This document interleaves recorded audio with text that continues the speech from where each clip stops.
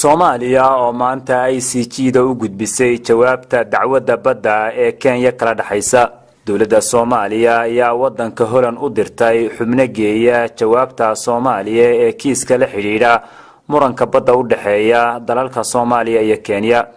Waxaa haatan ku sugan gudaha maxkamadda caalamiga ah ee garsoorka ICJ ee magaalada Hague ergada matalaysa Soomaaliya si ay u gudbiyaan jawaabta galdacwadeedka muranka badda Soomaaliya iyo Kenya.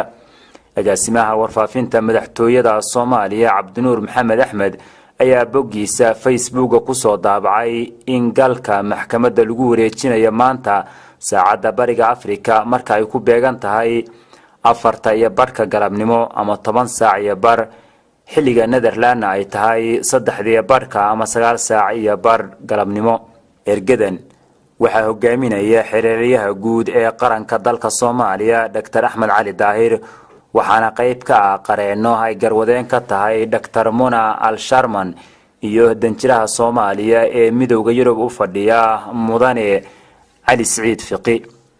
Cabdinuur ayaa xubnaha matalaya Soomaaliya u rajaynaya inuu alle la garab galo hawsha adag ee qaranka ay u hayaan maadaama ay tahay maslaxadda guud ee dadka iyo dalka Soomaaliyeed.